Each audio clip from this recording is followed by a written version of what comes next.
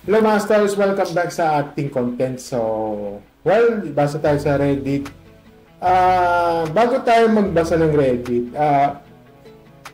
since naman June is mga yung buwan ng mga yung kung gusto nyo magpapakasal, yung gano'n. Alam ko ito yung parang wedding month ata to. Kung yun sa June, month of June, wedding sa month, no? Wedding month sa Philippines. So, ito is part of the followed by June. Pero, yung iba, sabi daw, is December, kung tutuusin. Parang ganun. Okay, so,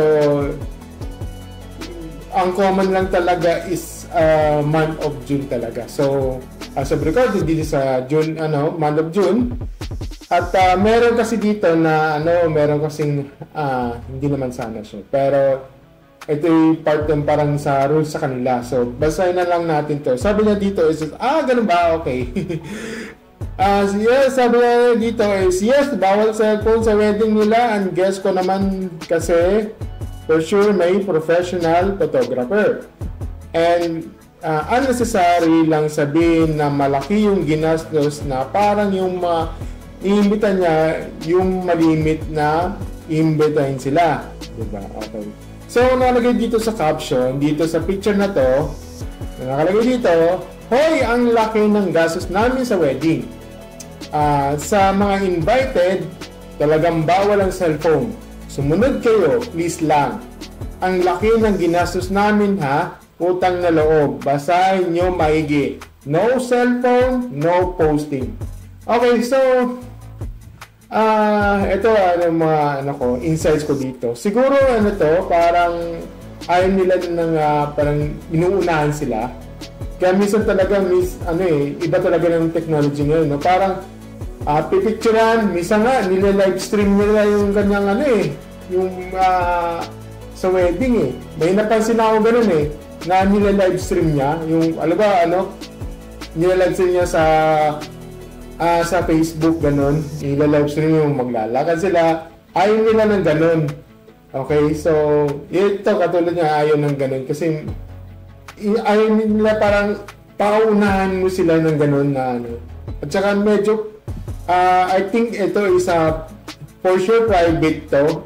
Harangin mo na lang ito for sure itong mga mukha nila kasi alam ko mga private person ito, ayaw nila na ng at saka iharang mo itong name na ito. Sabi dito sa buti na lang di tayo invite. So yan, harangan mo na lang Mikey para for that. Tsaka yun yung parang yun yung gusto nila kasi ang daming parang inuunahan, ang daming nang i-spoil ng ganyan. At ngayon ang dami, minsan kasi yung napapansin mo yung mga wedding fail, yung mga fail niyan. Minsan nga yung naalala ko yung yung pagbukas, ganun. Yung pagbukas ng tapos ito yung parang yung cameraman ganito. Tapos biglang pupunta na naman yung isang tita na parang marites. Akala mo siya lang yung kaya minsan napapakamot yung mga minsan kasi napapakamot yung mga editors o yung mga cameraman, diba? Alam mo, kung tutuusin, itong wedding na to is once in a lifetime, diba? Kaya minsan kasi nawawala kasi yung moment nila yung ganyan na Kaya tapos pag sinisita, sila pa yung galit, ganitong ganyan, di ba? Misis na ganun. Yan yung kasi yung iniiwasan nila dito, yun. Okay, tapos yung iba naman, yung minsan yung mga bata o si Zero, gumaganon pa. Naalala ko yung meme na yun, yung lalatik ng gano'n, magaganon. Ay nako, nakita ko yan sa YouTube. Tapos yun, kailangan pa na ng parang kailangan pagandahin yan. Ayaw nila na ng parang nasa sapawan, ganito, ganyan. Kasi, ano yun, laki na kasi ng bayad. Naiintindihan ko naman yun, na malaki kasi ng bayad. Oo. Yun nga yung ano. Kaya minsan talaga na bawal talaga ng mga cellphone. So, babasahin natin yung mga comments dito. So, ito galing ito kay Adarwan. Wedding naman niya yun. If gusto niya siya yung unang taong nag-upload ng wedding niya, why not, diba? Ayaw niya lang siguro mas spoiled sa mga posts, yung about sa wedding nila. I think wala naman masama if mag-demand siya masyado lang. Mag-demand siya. Masyado lang talaga binibig deal yung ibang tao yung sinasabi niya. Ito, grabe kasi yung hate ng mga tao, no? Yung you do you dapat, no? Eh, yun na nga kasi nakakalungkot dito, no? Yung parang napaya yung ego nila, i-irarata nila through social media. Papayain, ganito. Ito, parang sa post, ano ba itong, itong mag-asawa na ito, mabuti kung maghiwalay sila. Hindi ko sinabi yun, may mga tao kasi ganun gusto niya, parang sinusuklaban niya na maghiwalay ka na yun sana, may mga kasi ganun eh, alam mo yung parang ayaw nila mapapaka ng ego nila, yung mga ganung tao. Porque pinagsasabi na sila pa yung galit, diba? Minsan kasi ayaw nila yung sundin yung mga rules ganito. Wala, tapos sa social media, papayayin. Itong mag-asawa na ito, tapos kala mo sino? Laki,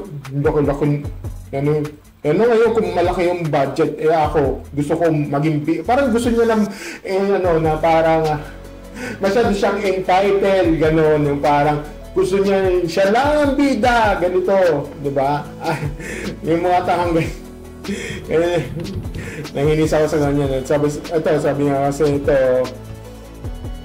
grabe yung mga hated tao nito, no? You dapat. Dapat hindi niya inilalabas sa vlog yung kasal nila. Ayun nga yung ito, dapat niya nilalabas. Yung nga yung problema dyan paano kung yung mga bata vlogger? Tapos, welcome na ng channel, ganito, ganyan.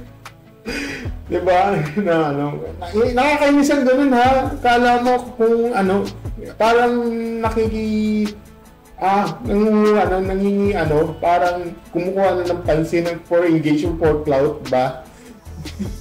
Diba? Gusto ko naman yung choice niya yun. Pero nabipil ko sa kanya, bunobelon siya for ROI. Ano yung return of investment? Okay, ROI. So, ewan ko lang ba, ganun kasi vibes niya ROI everything via, return to investment. Parang yung from by vlog, everything via vlog. Okay. So, via vlog ko rin.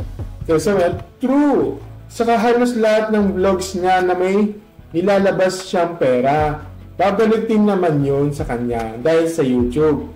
Hindi ko lang alam bakit ang OA niya sa vlogs niya na parang ang laki na nawawala sa kanyang pera. Choice niya naman yun. Sinabi pa niyan sa interview sa 7 digits kada buwan kinikita niya. At sabi niya, huwag niyo pansinin ng contents niya o yung mga vloggers na katulad niya na piniflex lang yung lifestyle niya. Hirap sa inyo, pinapanood niyo rin nagkakapera tuloy sila. Pinapanood niya ang point naman yung video is niyayabangan kayo ng lifestyle nila. Entertain naman kayo. Hindi nyo napapansin, niyayabangan na pala kayo sa mukha nyo. Mangha pa kayo. Huwag nyo kasi panoorin para hindi kumita. Hirap sa inyo, engot din kayo Pinapanood nyo rin, yumaman. Tingnan nyo, maging instant artista dahil pinapanood nyo dati pa. Pati yung times yung boyfriend niyang rapper, ayan, ngayon, may pera na sila dahil sa tulong nyo. May napala kayo sa mga vloggers na katulad niyan? Wala. Niyabangan lang kayo sa mga mukha nyo, sa lifestyle niya. Hindi wala man lang binigay sa inyo kahit Jollibee man lang through food. Ingat din kasi kayo eh. Huwag niyo kasi pa... Kailangan pa, no? Ako nga dito, teka lang ha. Okay na sana ano eh, yung huwag niyo isang panoorin. Pero yung sinabi mo na, ano eh, niya ba kayo tapos wala namang bigyan ng kahit Jollibee. So, pati lang ano, pag may further news, ibibigyan ko sa Jollibee. Wow! Ilan bang subscribers ko? 7. Tapos, yun mo sa Jollibee. Ay, nako. Ay, nako. Ang hirap kaya ba mag-content tapos ganito yan. Ayaw na. Bakit ganon? Ganon kayo. Parang... Tapos sinabihan pa ako ng isang comment dyan na kalbo. Kalbo naman ako eh. Bakit ba? Hanggang ngayon nilalait ko pa rin ako. Bakit? Diba? Wala na akong kalbo dahil sa overthink nito. Tapos ano, sasabihan pa kalbo. Tapos 7 subscribers. Grabe naman kayo malait. Grabe, no? Hindi ko alam ano pala ito, vlogger pala ito. So, hindi ayoko magbanggit dito. Pero, mas maganda, again, inano ko na lang, i-sensor ko na lang, i-blur ko yung mga mukha nila. Alam ko yung kilala ko itong rapper ko, no? Grabe naman ngayon. Magpapag-10 lang kami, tapos parang, huwag mo panoorin nga bago ko na. Sabi naman kayo. Hindi ko man tinapakan yung mga ano nila eh. Grabe. Ito, hindi ko alam bakit benta talaga sila sa YouTube yung mga, ang cringe minsan yung mga content. Especially mga pranks nila, hindi naman nila magaling mag-acting, parang convincing. Pero gets ko bakit benta si Ivana. Ito ba naman namimigay ng cellphone tsaka pa-Gcash. Alam ko yung cellphone na yan at Gcash. Yung Gcash yun, alam ko sino yun. Isa rin sa mga content creator yung ano siya ng mga storya. Ayaw ko magbigay dito eh. Ayaw ko kasi gamitin for engagement, okay? Para, tanong mo 7 subscribers ako, tapos yung engagement ko pa yan. Huwag na. Gusto ko nga yung sarili ko na lang naman, diba? Yun na.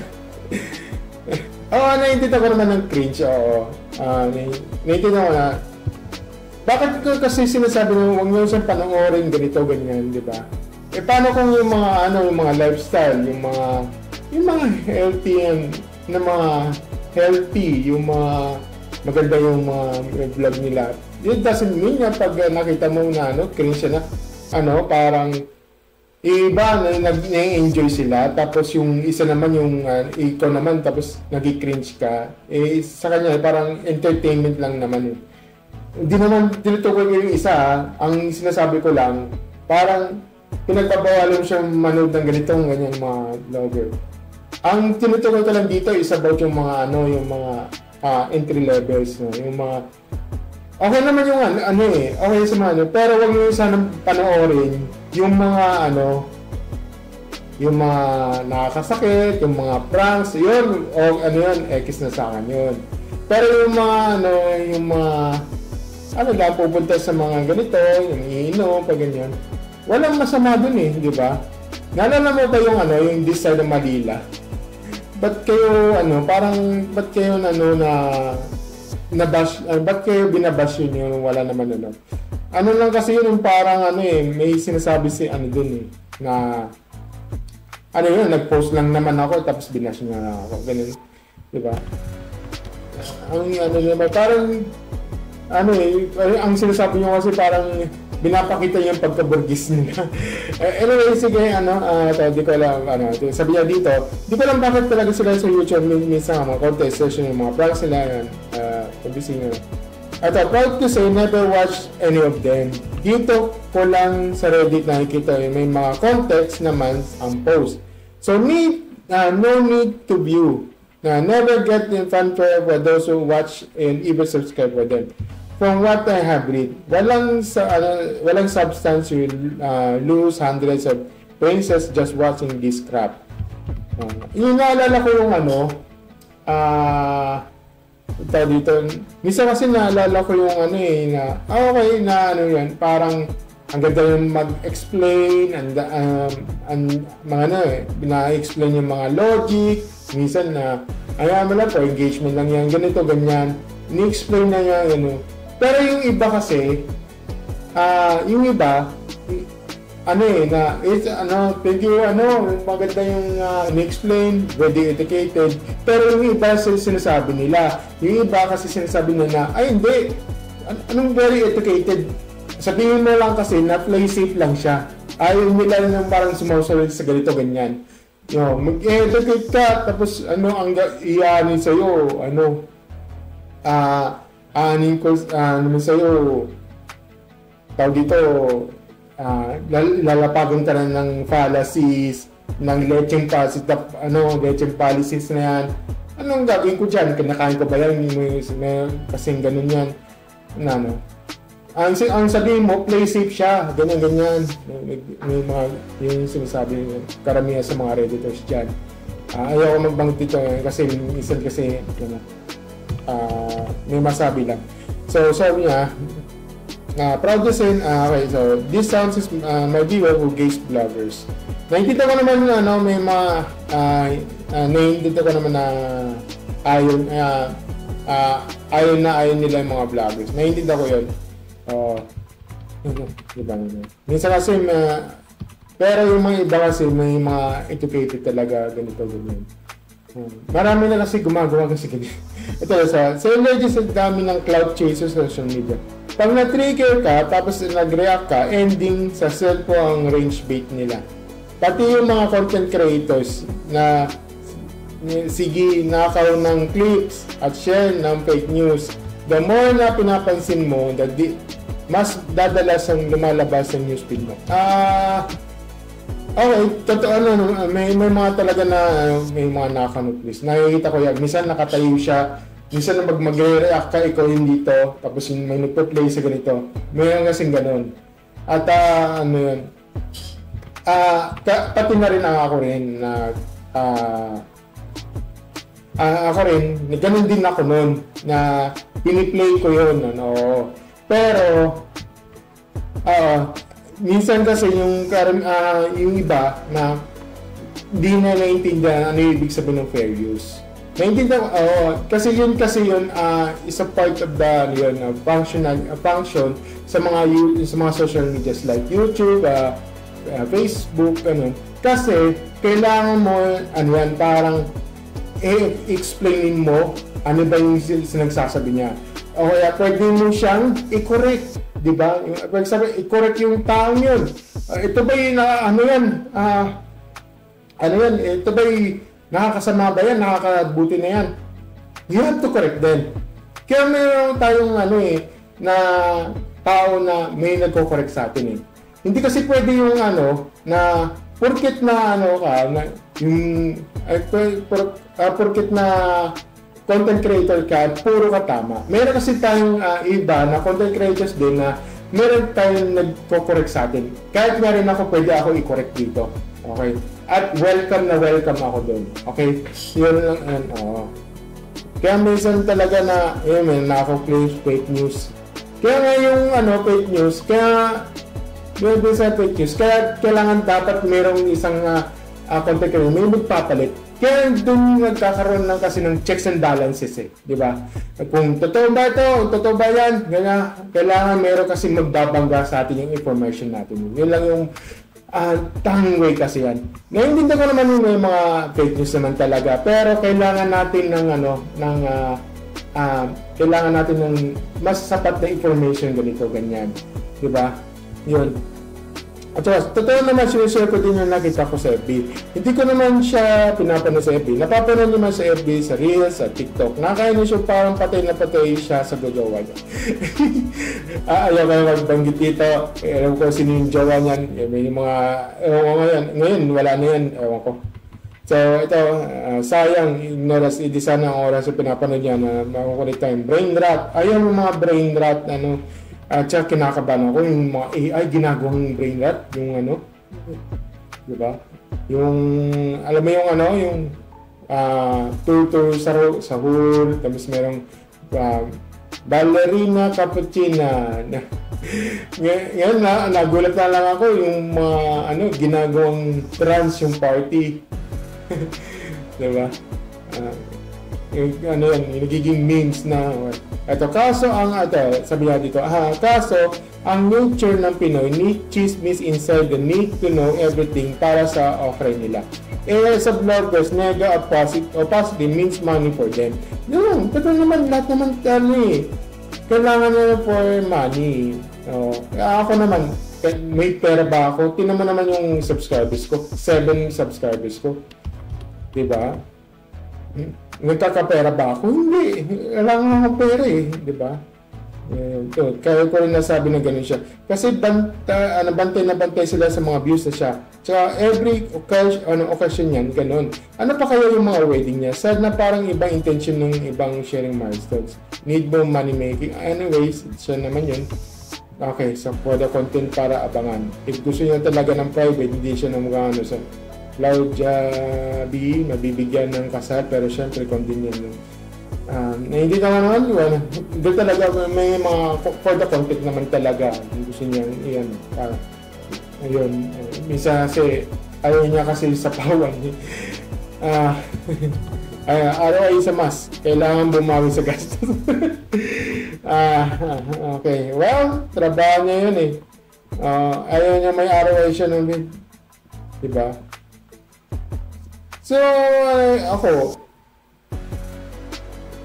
sa mga ito, okay, so ang dami na kasi dito. Okay, so puro na lang live na lang dito. Sa mga content creators, especially yung mga nagkakasimula, okay lang ba sa inyo yung ganito? Okay. Sa akin kasi okay lang ito Kung sa perspective, okay lang Kasi ayaw nila ng sapawan. Parang yan parang doon sa PBB. Kaya naiintindihan ko naman sa PBB kasi minsan kasi ayaw nila i-live kasi marami na i-spoiled Katulad yung katulad yung kay Esnir. I-spoil yung ang dami sa TikTok noon. Yung yung i-spoil sa live stream yung nagpapalit siya ng anyo. Naalala ko yun Ang dami niya spoiled. Kaya 2 days later, andyan na sa TV. Diba? Wala lang thrill diba? Diba? Kaya napapasin mo hindi siya nagla-live yung Kaya, ayun, ako. At saka, ito sa ko pero super excited yung sa mga yung nakakasal dito, especially nyo. Naintindihan ko yun na nung siya, bawal mag-cellphone, ganito. Marami kasi na dyan na ang daming nasisira yung mga moments dyan dahil sa ganyan yung iaanoin ka, yung katulad sinabi ko na yung yung moment sa pagbukas yung pintuan tapos haharangin ka. Pag sinaway ko, share pang galit. Diba? Diba? Ang nakakasira yun yung ng moment. Nakakasira yun yung parang nandun na tapos sisirain mo pa. Andun yung moment yun yung sa bridal yan Papasok pa lang tulos sa sisirain mo yung parang kanilang parang moment. Diba? Tapos kayo pa yung parang kayo pang galit. Diba? Kahit nga rin ako, magagalit din ako dun Kasi laki lang ng ginastos, tapos sisirain mo pa. Tapos ikaw pa ang galit, diba? Mas may ang ko dito, ang perspective ko dito ay tama lang yan, wala lang cellphone yan. Kahit ka rin ako, sabihin natin ako kakasal ko, wag lang cellphone yan bawal ang cellphone, ganito, ganyan. Oo. Kaya minsan kasi mga limitado yung ganito, ganyan. Kasi may tendency na ikakasisira yan. Di ba? Marami mag-ano dyan. Marami manghihinayang yan. Yung moment na yan, di ba? Yun ang masasabi ko mga stories. Thank you and see you next video. Bye.